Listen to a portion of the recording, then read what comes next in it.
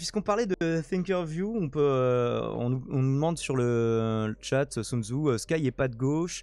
François qui répond, Sky est peut-être de gauche, mais surtout Nacio. Alors, je sais pas, j'aurais du mal à dire il est vraiment uniquement de gauche. De là à dire qu'il serait nationaliste, ça m'étonnerait aussi. Justement, c'est quelqu'un qui incarne un petit peu, alors ce terme qui horripile pas mal de monde, même moi que j'aime pas trop, de confusion. Un petit peu. Ouais, confus, ouais, bah ouais, ouais. Ouais, non, c'est vrai que moi aussi, c'est le mot qui me vient à l'esprit. Et en fait, le truc, c'est que confus, c'est pas une catégorie, tu vois, généralisante, en fait. C'est des individus qui sont confus, tu vois. Moi, je le vois plutôt comme ça. C'est-à-dire que tu peux être confus de manière très Ah oui, différente, oui, tu c'est ça, vois. oui. Voilà. Il y a autant de confusion que de confus, quoi. C'est Mmh. Mais c'est vrai effectivement. que même la réponse qu'il a faite, tu vois, à un moment, il a lu un message de son chat ou de son Discord, en mode: «Quelqu'un nous dit, Thinkerview, pourquoi vous recevez Zemmour? Pourquoi vous le légitimez? Lui qui est d'extrême droite, qui est raciste» et cetera. Et Ils la se sont pris réponse la gueule de un peu avec Sky, Zemmour, c'est d'ailleurs, hein. hein? Ils se sont pris la gueule avec Zemmour, je disais, mais d'ailleurs plus pour des questions de forme qu'autre chose, dans la partie de l'émission que j'ai écoutée, mais Ouais. Oui, c'est ça, mais que sur la question de forme, de vous restez pas assez longtemps, et cetera. C'était que sur ça, au c'est final, les ok. vraies prises de tête et un tout petit peu sur l'écologie, mais vraiment très, très vite fait. C'est vraiment trop légèrement, quoi. Donc ça se dit de gauche et ça participe à la bulle spéculative du bitcoin. Écoute, moi, je participe à tout. De toute façon, cette planète existe, ce monde existe, on est sur un caillou qui tourne autour du moule de feu. Voilà, laissez-moi tranquille. Ah, ils s'accusaient pas mal mutuellement Donc aussi de faire personne ne des m'en hommes de donne, hein. paille et de résumer de façon débile la position de l'autre. Il y a eu plusieurs fois ça Ben, dans l'échange, dans la première partie en tout cas. le truc, c'est que tu vois, sur cet élément-là de pourquoi est-ce qu'ils reçoivent Zemmour et tout, la réponse de Sky, ça a été: «On est en France, on reçoit qui on On veut, reçoit qui on fous-nous la veut. paix», tu vois? Voilà, OK, bon, non, mais on est en France, tu vois? On est en France, donc on reçoit qui on veut. Je trouve ça un peu bizarre, Mais c'est surtout que ça répond voilà, pas à la c'était bizarre. question. On lui a pas demandé est-ce que Ça tu as le répond droit ni à la d'inviter Zemmour en question, fait. On te demande ça ne pourquoi. ouais, C'est- ça ne se justifie pas, tu vois? C'est genre, c'est ouais, je sais pas. Et du coup, il paraît que sur Twitter, Thinkerview ont bloqué en masse, les gens. Alors moi, j'attends que j'ai été bloqué, je crois toujours pas, hein. Je suis trop insignifiant. Bloquez-moi Thinkerview, allez-y, allez-y. Je vais Bah ouais, continuer à critiquer jusqu'à ce que je sois bloqué. ça m'a un peu Ah! surpris qu'il bloque. Le plaisir! Ça y est, en live? Oui! Tu t'es fait bloquer? Ça y est. Bah, Bravo. j'ai vérifié et je suis bloqué. Voilà, enfin. Ah la la, la la la la la la, la Allez. la la la. Bravo. Voilà, donc Thinkerview, hein, l'esprit critique, bah, un peu comme Trump, hein, l'esprit critique, la liberté d'expression, mais sauf quand ça Alors dérange. après, il y a pas mal de gens qui visiblement les ont troll en arrivant tous d'un coup. Et puis généralement, dans ces moments-là, si tu réfléchis pas, tu fais ouais, bon bah vas-y, tout ça, ça gicle, ça commence à me prendre trop de temps, à m'énerver. J'ai même plus envie de regarder le détail, quoi. Donc, Moi, je bloque que les gens qui m'ont insulté vraiment, donc la réaction un après petit peu peut-être à que la Sky Julien s'est senti Chiez, par insulté, mais exemple. Et alors justement, par rapport à Sky, il y a Check News qui s'est intéressé au sujet, donc l'organe de fact-checking de Libération. Le fondateur de la chaîne Thinkerview était-il un membre actif du forum Reopen 911? Déjà, on sait qu'il y a un cofondateur de Thinkerview, qu'on est parti assez tôt. Il est dans les QAnon, je me souviens plus, Léonard quelque chose. On avait regardé ça, je crois qu'il est dans les décodeurs, avec un Q. Mais bon, alors à la limite, le mec est parti assez tôt de Thinkerview. J'ai envie de dire, à la limite. Mais on s'en fout. Et là, par contre, il se demande parce que Reopen 911, bah, t'as le droit de remettre en question la thèse officielle du 11 septembre. Alors après, ils sont un petit peu rentrés dans le détail, donc on va regarder ça.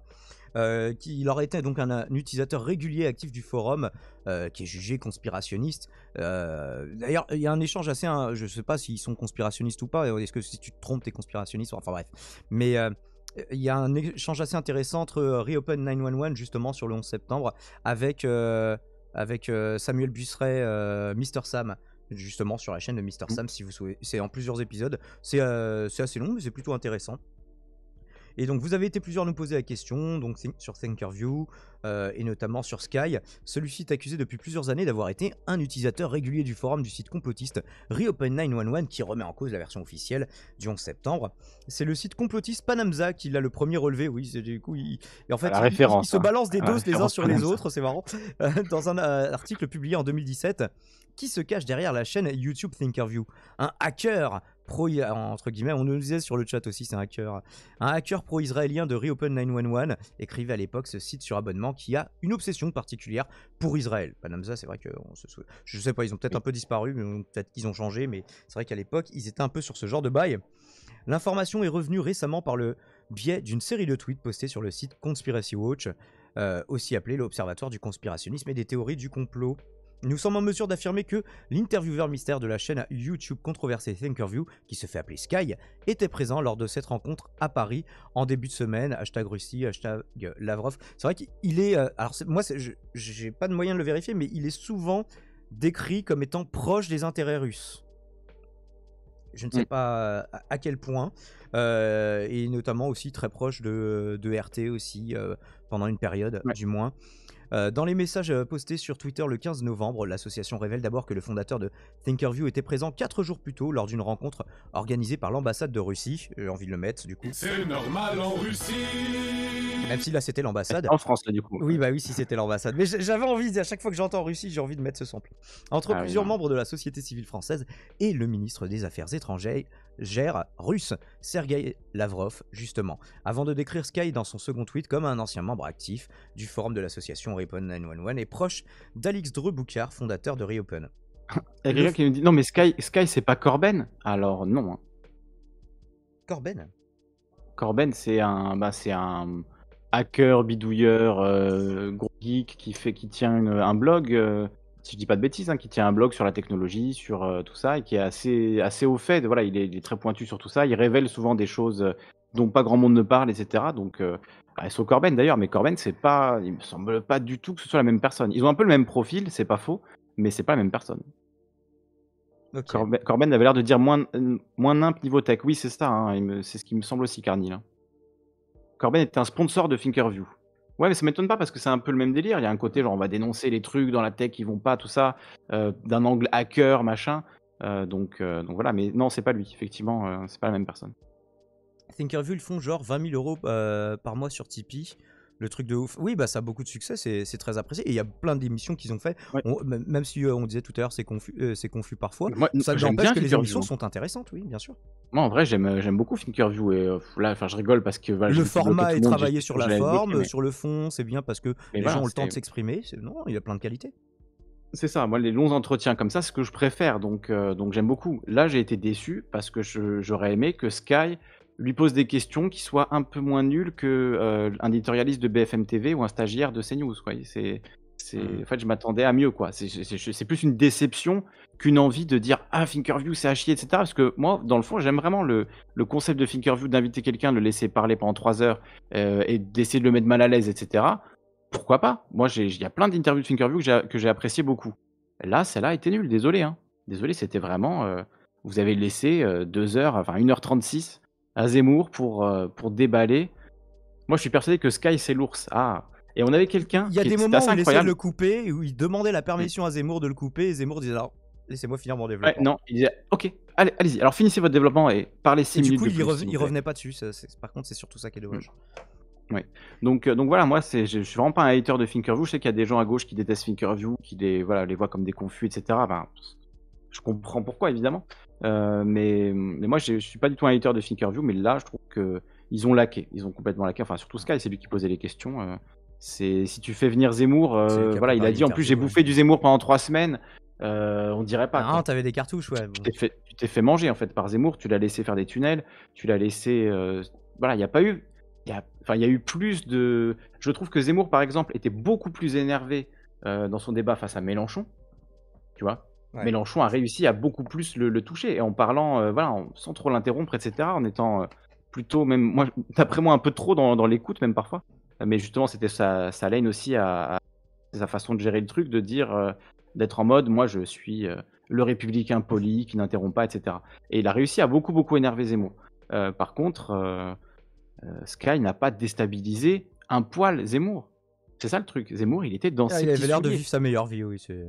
C'est ça, il était dans ses petits souliers et il n'a pas été déstabilisé. Donc comme de l'aveu même de Sky... Le ton est un peu monté un moment, tu vois, genre Sky s'est énervé en disant « Ouais, en gros, ça va, j'arrive à faire des phrases qui sont grammaticalement correctes quand même, parce que t'as l'air de me prendre pour un débile. » Bon, mais c'était plus, voilà, sur la forme que sur le fond, ou alors c'était des fois des résumés des positions de l'un et de l'autre qui ne leur convenaient pas respectivement. Il y a Thierry qui nous dit « Moi, je pense que Sky, c'est un des Daft Punk. » Bah écoute, il y a carrément moyen. Qu'est-ce qui s'est passé sur Discord? C'est l'ours qui nous a rejoint. Juste, je vais. Alors pour répond à Toto Kaka qui dit dans le débat Zemmour-Mélenchon, ils se sont constamment interrompus l'un l'autre. Moi, je suis pas d'accord. Hein. Mélenchon a été beaucoup plus respectueux que Zemmour vis-à-vis de ça. Il l'a coupé 2-3 fois, mais si tu regardes vraiment l'interview, enfin le débat, T'as souvent c'est Zemmour qui est en Zemmour tête qui du temps de coupe parole. Hein. particulièrement. Ah oui, oh putain, c'est vrai que l'ours a foutu le bordel. Oui, c'est ça, c'est Zemmour qui coupait beaucoup plus Mélenchon et qui l'interrompait pendant qu'il parlait, il le laissait pas finir, etc. Donc ça, c'est réel, hein, surtout la deuxième partie. Quand il a commencé à s'énerver, il n'arrivait plus à laisser Mélenchon finir une phrase, alors que je trouvais Mélenchon étonnamment dans l'écoute et il a laissé parfois faire son tunnel pendant 3 minutes. Mais voilà, mais Sky, lui, alors même que c'est ce qu'il prétendait dans l'interview en disant voilà, là, ça fait 1 heure, on vous a un petit peu, on a essayé de vous perdre un petit peu, on a essayé de vous voilà, je sais plus comment il le dit, de vous bouger un petit peu. Non, non, Zemmour il était tranquille. Il était tranquille tout le long de l'interview quasiment, quoi. C'est vraiment. Enfin, Zemmour, c'est quand même quelqu'un qui a l'habitude d'aller sur un plateau télé où il y a 5 journalistes qui le détestent et qui lui crient dessus, tu vois. Donc Zemmour, il est pas, c'est Il pas en le fait faut de monter plus, un oui. peu le ton qui va l'impressionner, tu vois. C'est genre il faut l'attaquer sur des faits précis. Il est dans l'intellect, Zemmour. Il est pas dans la grosse voix et dans le je t'ai fait une remarque un peu bizarre, tu vois. C'est genre. Mais à un moment, il lui dit: «Ouais, vous passez du coq à l'âne, bah, bravo à vous, c'est super, vous passez du coq à l'âne, c'est génial». Tu vois? Ça l'a pas du tout déstabilisé, il trouve ça marrant. Il secoue jamais franchement les mecs de droite, c'est peut-être ça le problème, hein. 2e tour Ouais. Macron-Zemmour, je ne suis pas prêt. S'entêter même Je suis pas prêt. quand tu as les faits devant le nez et bah après ça est-ce que c'est vraiment propre à la droite? C'est un petit peu tout le monde qui aime s'obstiner pour ne pas admettre qu'il a tort. Hein. Ça c'est un biais humain d'une Mmh. manière générale. Bien sûr, Je bien reviens sûr. vite fait sur Sky du coup puisque l'article Mais alors je conclut voulais justement, je là-dessus. voulais Oui. rebondir sur ça, sur, le fait qu'il a été un membre actif du coup du forum de Reopen 9/11. 1689 messages sur le forum. En gros, lui, il explique que il avait infiltré le forum pour savoir comment pensaient les gens qui remettaient en question la thèse officielle du 11 septembre, quitte à leur donner des fois un petit peu des gages pour pas être trop dans l'opposition frontale et que les gens se livrent un peu. En gros, je vous résume Alors moi l'article, mais je vous le Moi, partage. je vais être no cap, hein, gauche no cap, mais moi, j'ai déjà fait une émission avec Atmo de Reopen 9/11, mais une émission, c'était même pas sur ma chaîne YouTube, c'était à la radio à l'époque, Mm. ça devait être en 2010 ou 2011, je crois que c'était pour les 10 ans du 11 septembre. Sur Et ici et j'avais fait une maintenant. émission sur Radio Ici Maintenant, j'avais fait une émission avec lui, avec Craig Ranky, qui est un Américain qui avait travaillé sur le Pentagone. Sur le 11 septembre, moi, j'ai beaucoup travaillé et il y a de réelles questions, il y a de réels questionnements, il y a des choses réelles. Après, prétendre que tu sais qu'il y a eu des explosifs dans la tour, que l'avion était un hologramme ou ceci, cela, Mm. là, non, ta gueule, tu ne peux rien prétendre du tout de cet ordre-là, c'est évident. Mais On se a poser tiré des une roquette questions sur le sur, Pentagone, il y en a plein, oui. voilà, la version officielle du 11 septembre, qu'est-ce qui s'est passé le jour du 11 septembre? Alors pour la roquette sur le Pentagone, du coup, Craig Ranky, la personne que j'avais reçue, et c'est pour ça que j'avais trouvé ça super intéressant comme travail, c'est quelqu'un qui était allé interroger des témoins visuels de l'avion qui a frappé le Pentagone. Et tous les témoins visuels qu'il a vus ont tous dit avoir vu un avion.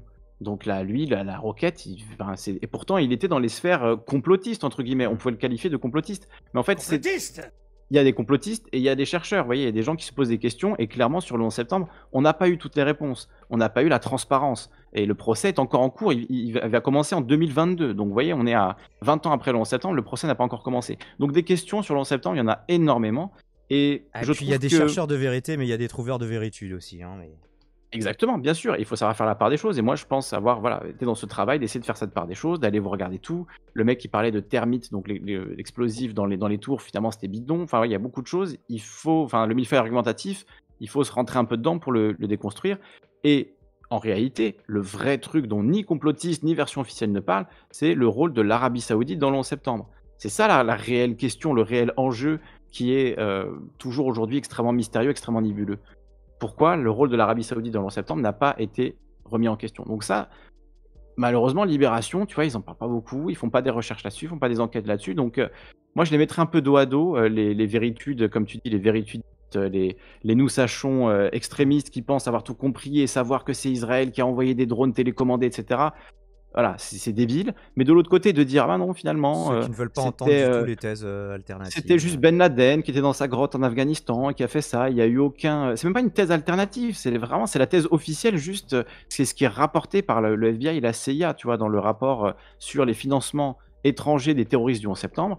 Ben, il y a l'Arabie Saoudite à toutes les lignes. Il y a des princes saoudiens à toutes les lignes. Et ça n'a jamais été remis en question. Il n'y a jamais eu Et voilà. derrière, il y a les États-Unis qui ont eux-mêmes bien financé Ben Laden à une époque. Enfin bref. Donc Voilà. quelque part, Donc les indirectement, de questions toute sont là, façon, ils quoi. ont. Voilà. Il n'y a pas besoin de faire des thèses ultra conspi pour se dire, bon, bah, ils ont mis des buts contre leur camp aussi, les États-Unis, quand même pas mal de fois sur ce Et donc, dos. tout ça pour dire que, tu vois, moi, en tant que personne qui a travaillé là-dessus, en tant que journaliste, qui a interrogé des gens, qui a fait des travaux d'enquête, des débats contradictoires avec des gens qui n'étaient pas d'accord, etc., on pourrait me ressortir: «Ah oui, il y a 10 ans, il a fait une émission avec des conspirationnistes du 11 septembre et tout». Bah oui, c'est vrai. Mais est-ce que ça me décrédibilise pour le coup? Parce que moi, j'étais dans une recherche de justement de vérité, de compréhension, en fait, d'informer les gens sur, des questions, réelles, quoi. Donc, après, voilà, j'ai fait ce travail-là. Moi, ça me paraît pas être une honte et au contraire, quoi. Donc, je trouve que C'est l'article de honteux. Libération en mode: il était sur un forum, complotiste et il a posté Oui. 1500 messages», c'est beaucoup. Non, 1500 mais messages, c'est vraiment beaucoup, hein, en c'est fait, attention. la question à laquelle il répondait, c'est est-ce que ça a été un membre actif de ce forum? Il se bornait à dire ça, en fait. Oui, bah, Et ça ils ont dit clairement, si oui, tu poses effectivement, 1500 c'est messages sur un forum, tu es un 1600 membre très messages, t'es actif. actif, oui. Moi, j'en ai fait des PHP-BB dans les forums où j'étais plus actif, pendant des années, j'ai dû atteindre les 1000 messages, quoi, quelque chose comme ça. Donc, atteindre 1500 messages sur un forum ou 1000 messages, c'est des années d'être là et de poster quasiment tous les jours, plusieurs fois par jour, et Ça veut cetera. dire quoi, Donc, PHP bébé? Vulgarise pour nous, PHP-BB, c'était boomers. les forums à l'ancienne, c'était les bons vieux forums à l'ancienne, qui l'architecture de ces forums, ça s'appelait du PHP-BB et c'était un forum un peu clé en main avec des sections et tout. Si vous revoyez l'esthétique, vous allez reconnaître l'esthétique des PHP-BB. C'était voilà, moi, c'est toute ma jeunesse, hein. C'est les premiers réseaux sociaux pour moi. Moi, j'ai grandi avec ça, hein, sur le forum King Yugi à l'époque, voilà. Et oui, D'accord. ça, c'est la vérité. Bah voilà, en tout cas, ça nous aura permis de faire une petite parenthèse à la fois sur Sky, sur Thinkerview et l'interview de Zemmour. Donc on est à la fois dans l'actualité un petit peu plus généraliste. J'espère YouTube que cette diffusion ou cette rediffusion vous aura fait plaisir. Abonnez-vous, likez, commentez, partagez et abonnez-vous à la chaîne de Lisandre, Calivision, évidemment. Ciao ciao.